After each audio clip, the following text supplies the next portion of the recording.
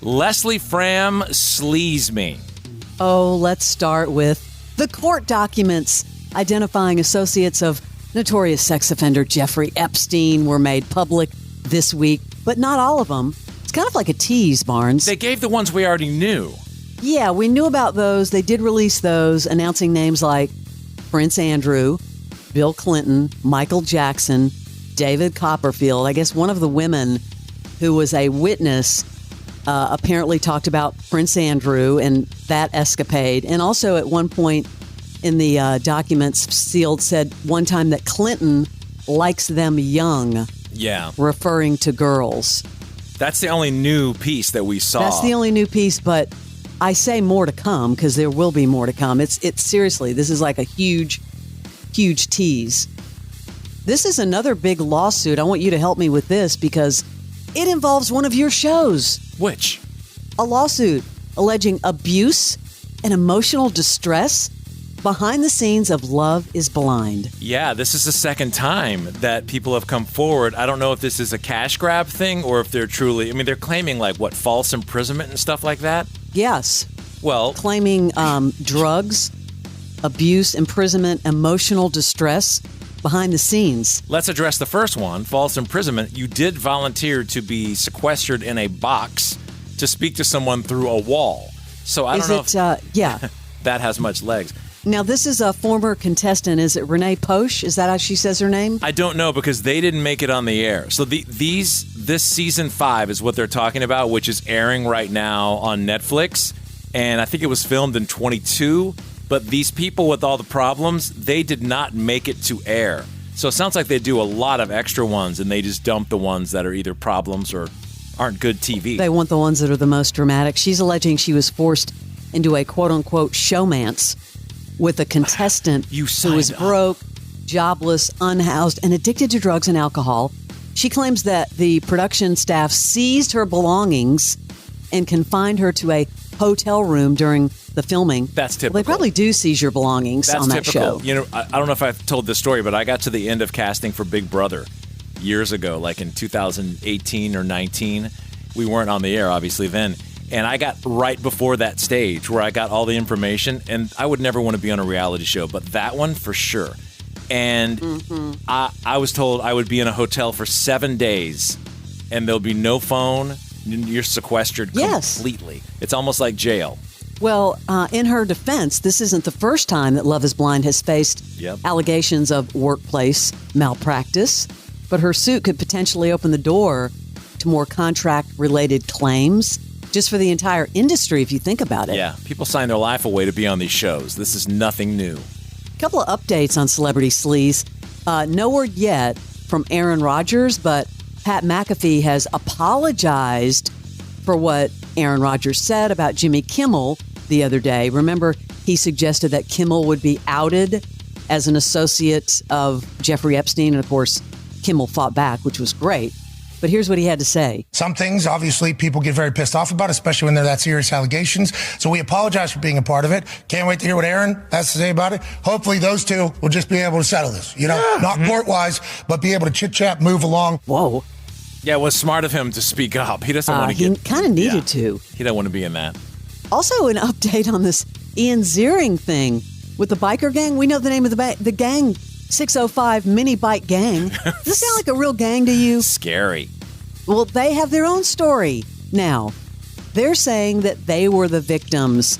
The two guys, Roy and Nocturnal, allege that Ian Ziering cut them off and then stepped out of his car on his own. What most likely happened was that dude was just going through some real personal issues that morning. That's why this is such a big deal. There's no before.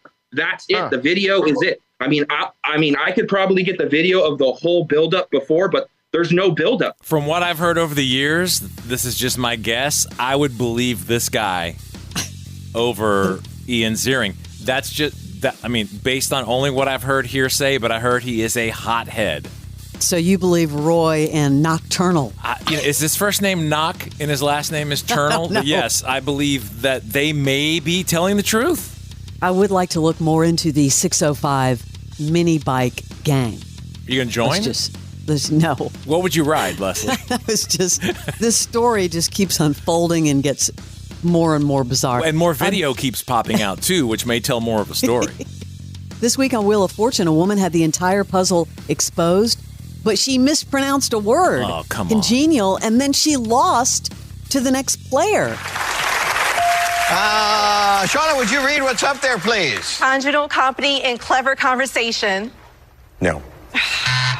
Steve. Congenial company and clever conversation. Yeah, we need to kind of have a coined word there you had. I'm sorry. Yikes. I mean, I think that's kind of brutal, don't you? I didn't know you had to say the word right, but apparently I didn't either. I do. never knew that was a rule. Really sad for fans of Rage Against the Machine. Have you ever been to a Rage show? I have. It's one of the loudest shows ever, but one of the greatest concerts ever. But if you've been waiting for any of those rescheduled dates, bad news.